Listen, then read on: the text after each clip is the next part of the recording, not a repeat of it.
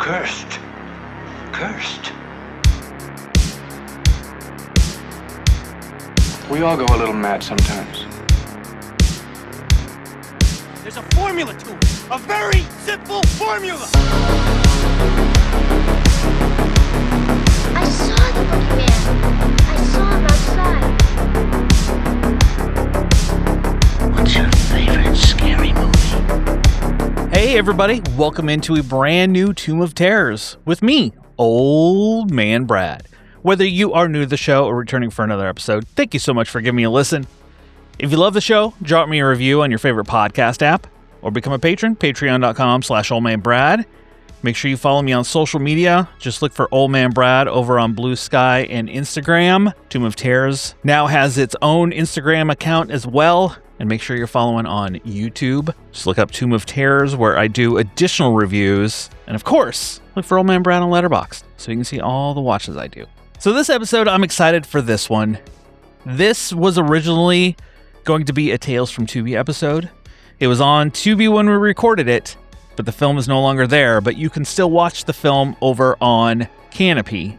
But this episode, we'll be talking about The Monster that was directed by Bryan Bertino. People would know as the director of the original The Strangers, which I absolutely love. I brought in a guest, first-time guest on the show. He is one of the voices of the HorrorHound Radio. For those, I may not have mentioned it here on the show, but I do the HorrorHound Film Fest side of HorrorHound Radio. My guest today, Martin, he is the voice with him and Andy, who kind of, fill up the rest of HorrorHound Radio, talking HorrorHound, anything, all kinds of subjects.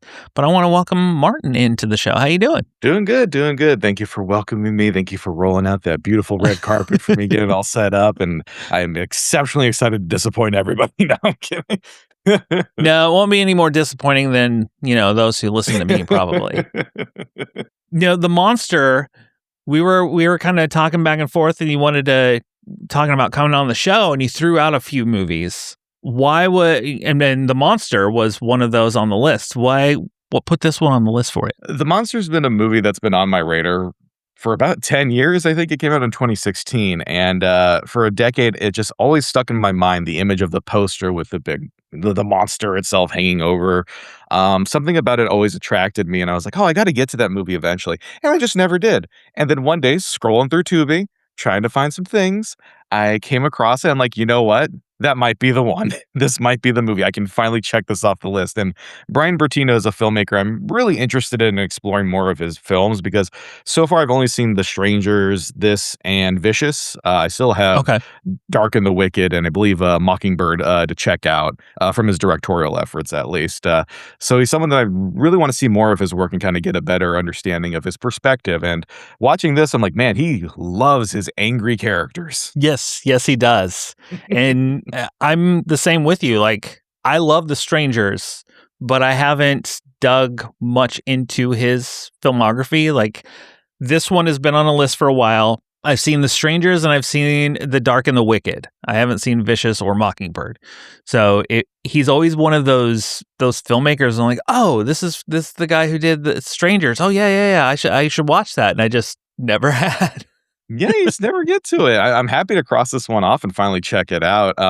Again, he's a filmmaker I've been interested in checking out a lot more of his films. I had no idea between this period of time between The Strangers and Vicious, which just came out last year, that, he's got like 3 other films. I had never seen The Dark and the Wicked, still have not seen that. I hear nothing but great things typically about it, so...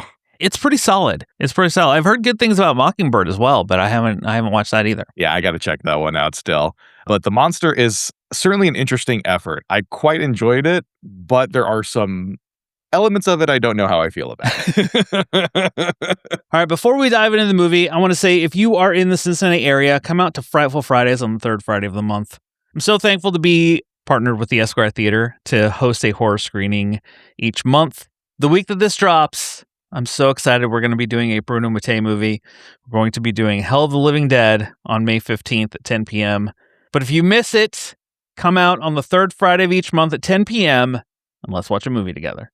Well, let's go ahead. We're going to dive into The Monster.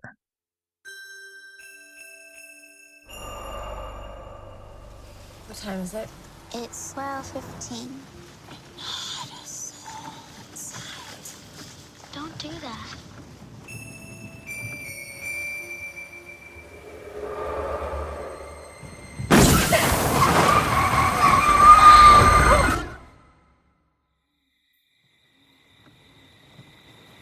We gotta call 911.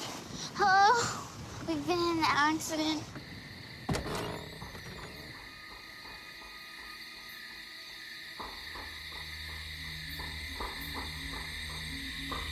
Let's go back to the car. Dogs don't got teeth like this. A mother and her 10-year-old daughter are trapped in a forest. There is something in this forest, something unlike anything they have heard before, something that lurks in the darkness, and it's coming after them. This is written and directed by Bryan Bertino, and it stars Zoe Kazan, Ella Bellatine, and others. There isn't really too many others. Scott Speedman isn't too many others in this film. And this came out in 2016. I'll just say up front, we're going to dive into spoilers for sure. Before we kind of get into the spoilery side, what were your initial thoughts after watching The Monster? I really liked a lot of the character drama. I honestly really enjoyed the relationship between the mother and the daughter. It's not one that you typically see in film, so I really enjoyed that take on it. And I think that the strength of the characters helps carry the fact that you really don't see much of the monster until almost an hour into the movie. Mm-hmm. And this movie's only about 85 minutes. And once they show the monster and they go full in, you do definitely get a good amount of it. It does leave a bit to be desired on that front, I think. I think there should have been a little bit more chaos in it. There should have been a little bit more build up to that point of like, not build up, but more payoff overall. I agree with you. Like there are some definite good creature feature kind of moments to it, but getting there, it takes its time, which is fine. There are some moments where you're like, oh, what is happening?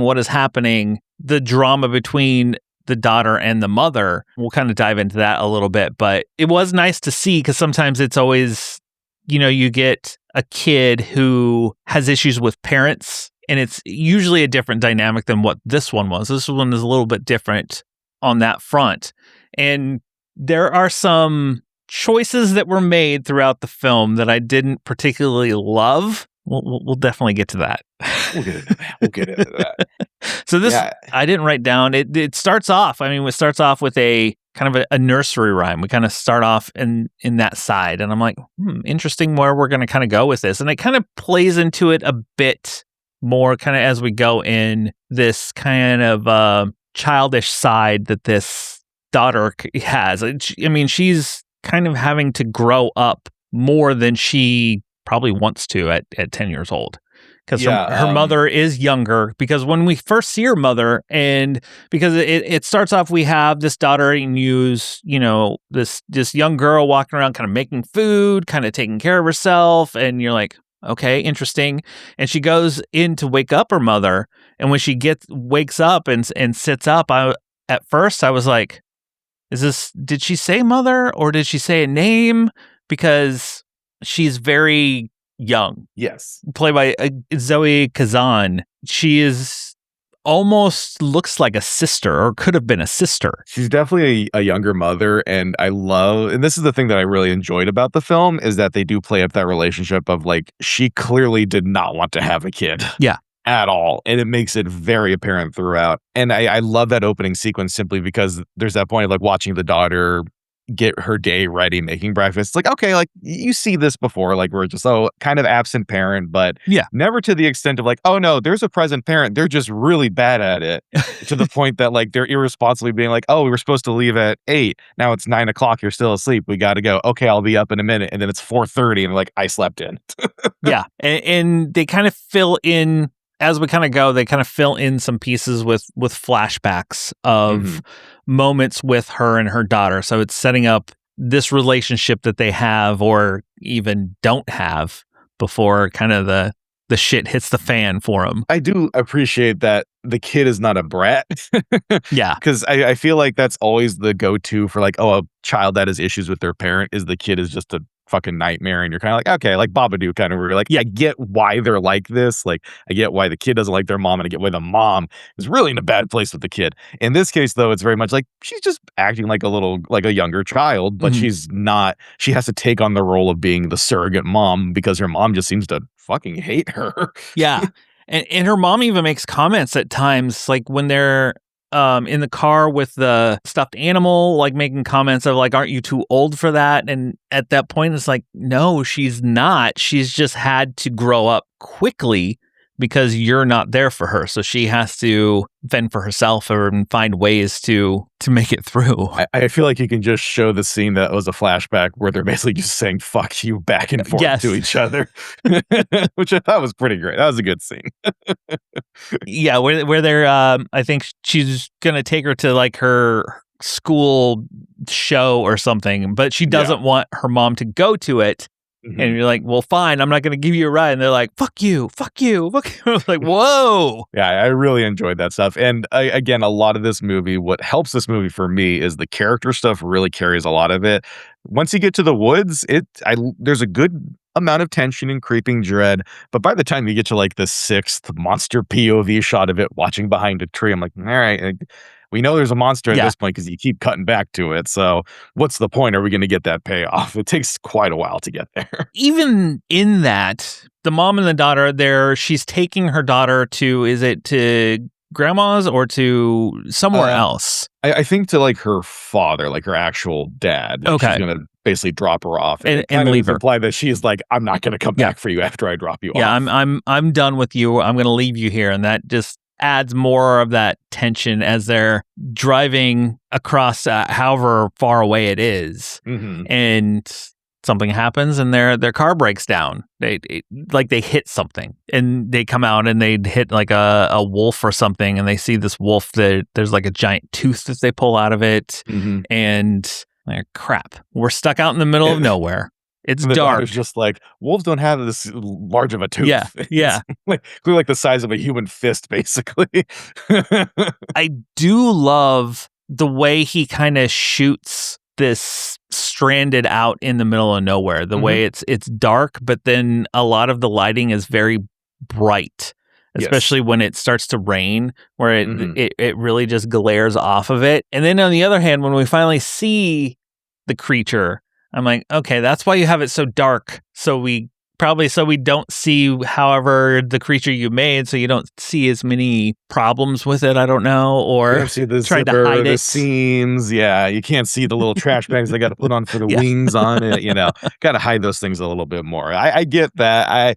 I like the design of it, but I think the idea in my head was always that it was going to be bigger. I think just based off the poster, like I always thought, like.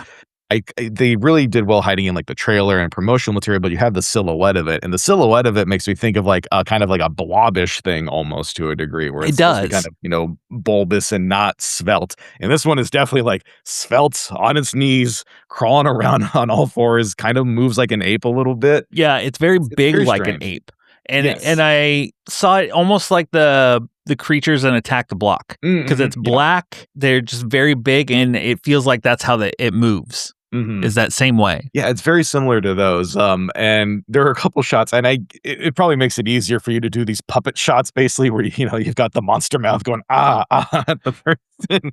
It helps when you have that kind of design, I suppose. I just expected, like, honestly, a bigger monster to bigger impact when it showed up, not like, like it's on all fours and it's like basically almost as tall as the little girl. So it's not very threatening. It was a little taller, but taller, yeah. It's a pretty cool design, just not. I don't think it was shot in a way to make it really imposing and threatening up until like it is like mercilessly beating one of the main characters later on. Yeah, because up until that point, it's kind of, you see pieces, a mechanic comes to help him out, gonna tow him away, and he's got to work on the car because the axles broke on the car. So he's underneath and he gets attacked, and it's just very, those scenes you see in a monster movie where he gets grabbed and drug away, but you don't see what it was that took him. And this whole time, this is the piece that I know it was a decision for him to make, but I didn't like that in the moment, as we're kind of going through with this monster, trying to figure out what's out there, trying to survive, they cut away and go to flashbacks through this whole thing. It kind of took you out of the suspense. I feel like a lot of those flashbacks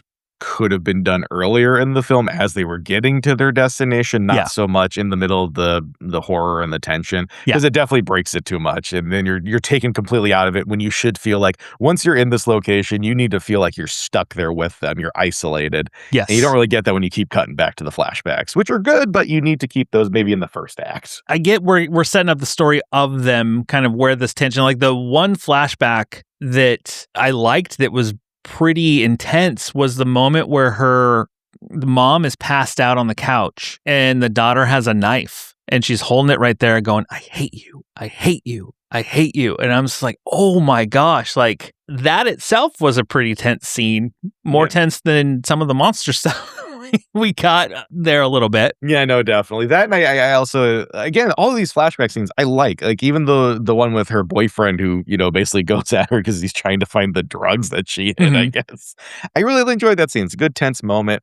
But again, all of this stuff feels like so weirdly placed. It's kind of like, you feel like you have to put it throughout the movie, because if you put it too early on, people are going to be like, oh, I don't understand why this is happening. Or it's a weird editing choice. I don't really understand why they went with that way. Because I'm like, give me the monster, man. Yeah, it is. I know they're trying to set the story, kind of the backstory with these two of them and, the father. As the monster kind of gets closer and things are there's more dread happening, the mother and the daughter, it feels like they're getting closer in the moment. A lot of movies that happens is, shit's going to happen. We might die. We better make amends before it all ends. Yeah, it's very much an arc to try and repair their relationship a little bit by the end. It does work overall, I think, in that respect. I do feel like there's a good payoff for that. Again, playing it to Bryan Bertino's love of angry characters, and someone has to die. Yes. And they die. Well, I mean, we already set up that we're getting into spoilers. The mom basically kind of sacrifices herself to save the daughter. And the moment that the monster goes at her and like the daughter comes in and tries to stop the monster, that whole scene, I was like, I want more of this type of stuff throughout the film. Like, bring in some more people with the monster taking them out. I'm sure budget played into that. You can't always plan for that kind of stuff when you have a lower budget film. I get that, but I do agree with you for sure that too many characters and too many things that the monster attacks just kind of get dragged off screen or pulled away. You have that with the wolf, you have that with the repairman, you have that with two of the paramedics that show up at some point. And I'm just like, okay, like can I actually see some of this more, like a little bit more detail, please? It's either I want to see the monster go crazy, or they'll hit the windshield and the blood will come down. Yeah. The deed's already done. You're like, okay, cool. I guess at least they came back on screen. I guess that's fine. The typical scenes that you would see. I mean, we've probably watched enough horror movies. Like, yep, I've seen this before. Okay. Yeah.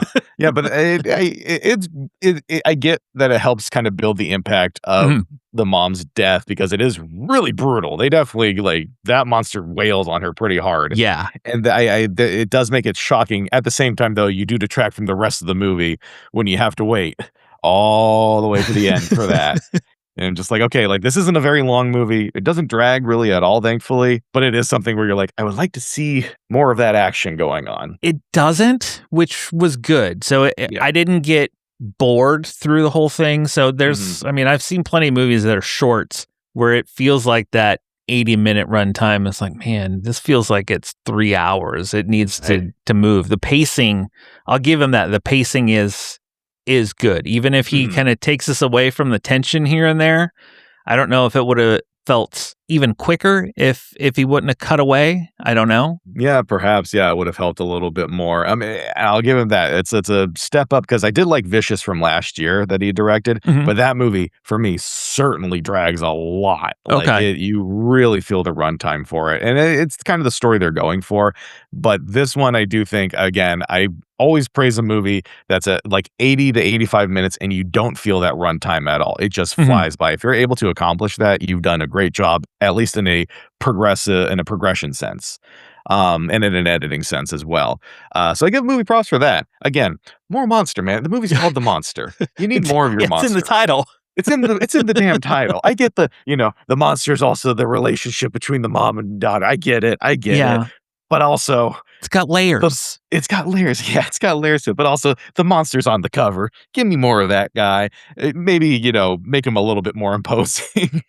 That is fair. Yeah, and I think, honestly, I think the scariest thing in this movie for me was seeing the DirecTV Cinema logo pop up at the cinema. I'm like, oh my God, Back from the Dead. That frightened me. I'm like, I haven't seen that in forever. Like, what have I gotten in for here? Right. By the way, whoever runs the Wikipedia page for DirecTV Cinema, you got to update it, because the last mark on there is from 2014 about Harvey Weinstein joining the company to fix up a movie, to remaster a film. Somebody needs to get on there and update it. Yeah. It doesn't even mention the monster a year later. It's like, last thing we need to mention is that. That's all you need. So overall, I know you and I we've seen about the same amount of Bryan Bertino films. Yeah. Only one different, I think, is you've seen Vicious, I've seen Dark and the Wicked. So yeah. I think I know what both of our number ones would be in this instance. But I mean, easily The Strangers. The original Strangers is just still one of those films when I saw in the theater that just hit just right, going, that was just the way. Even then, you don't have very many characters in that film, but the tone was perfect. Things in the background, creepy, like it worked. I know the monster, I feel like he was trying to do some of that again with the monster lurking back there watching them. Like the monster is the stranger this time, kind of lurking, kind of sitting back there. But I didn't hate the movie. I'll give it that. I'll probably, I mean, it is a quick watch. It goes by pretty fast. And overall, I mean, for a creature feature, it was solid. I'd probably land at about a 3 out of 5 for it. Just kind of right in the middle. I think that's exactly what I felt by the end of it. Like, like a 3 out of 5. I felt like I didn't waste my time watching this. I got, some of the payoff I was expecting, not all of it, but it doesn't drag at all. It goes through a quick pace. I like the relationship with the characters. It's a perfectly fine way to spend your time. It's a perfectly fine film. Had a good time with it. There's just a lot of elements that I think really needed to be tweaked on a little bit more. Yeah. And maybe allocate your budget to certain other things a little bit more. And I would say, Strangers absolutely still his best film from what I have seen. I have not seen Dark and the Wicked. Again, hear great things about that one. Maybe that'll be my top one day. But Strangers, still his best film. If I have to go through his whole career, I'd probably put Strangers Pray at Night right under that, because he wrote the script for that one. He didn't direct it, but he wrote it. So I'll just put that under there as a little. And we'll try to forget the new trilogy, everybody. Yeah, we won't talk about that. We don't need to talk about that. No one needs to talk. Lionsgate isn't talking about it. Come on. So this would probably be under Vicious, because I think Vicious, while a much slower movie, I think has a little bit more confidence behind the camera, and I think the character work there is even better. So this would be bottom for me, but still like a well-made movie. It's not a bad film in any way, and I don't think anybody would feel like they got ripped off or their time was wasted by watching this. I mean, he's a solid filmmaker. The few that I've seen, like, you know what? Keep doing it, man. Like, bringing it to us. I'll be there for the next one, whatever it's going to be, man. I'll watch whatever you make. I just got to catch up on 2 of them, but I will be there for whatever the next one you make as well. I promise I'll be there. Well, do you have anything else that you want to say about the monster before we wrap things up? Someone needs to update their Wikipedia page as well for the monster. Oh, because really? Keira Knightley plays the adult version of Lizzie. I'm like, that's not in the movie. Really? Interesting. It's not on IMDb, so I'm going to assume someone's fucking with the Wikipedia page. That's never changed it. That's what I would say. Yeah, so someone's definitely messing with that. Give it a chance. It's worth it. It's a good time. I want to thank you for coming on. And, we got to meet at HorrorHound for recently we got to do a panel together. It was such a blast. Before we head out, where can people, follow you and what you have going on? You can follow me on, should be J. Martin Fisher over on Instagram. That's kind of the main platform I use primarily for any promotional stuff. I do have a film production company that we've just recently started up. We shot our first film last August, working on that edit. It's always fun. That's No More Talking Productions. That's on Facebook and Instagram. Feel free to follow it on there. None of us use Twitter anymore, because why would you at this point? There ain't no promotion going on there whatsoever. We also do have a YouTube page as well if you want to follow us on there. Yeah, and keep an eye out for our first film, which should be dropping later this year. And go subscribe to HorrorHound Radio. Listen to Andy absolutely. and Martin. You know, sometimes Jay and I pop in and say a few things here and there. And buy the magazine. Yes, and buy the magazine. And come out to the convention twice a year. Yes, please do. You can meet us in person. There you go. It'd be wonderful. I hope you'll come back. You know, hopefully you didn't have a terrible time. You'll come back and talk something else with me in the future. 100%. I promise I won't ghost you. Absolutely. Anyway, what's your Instagram handle? So I gotta block something real quick now. Old Man Brad everywhere. I'm Old Man Brad. Well, thanks for having me, Brad. I appreciate it. Well, that will do it for this Tomb of Terrors. I want to thank everybody who listens. And if you don't already, make sure you subscribe to the show so you don't miss any episodes, whether it is these reviews, interview episodes I do, verses that I do with my wife, Tales from Tubi, or The Year of Paul Nashi, where every month I will be doing one Paul Nashi movie with a special guest, as well as doing additional reviews over on Patreon and my YouTube channel. We'll be doing over 20 Paul Nashi films throughout the year. But just make sure you subscribe and you won't miss any of that. I'll be back soon with a brand new episode. Just snuggle up in that blanket, turn off the lights, because it's okay to be scared. We'll talk to you later, everybody.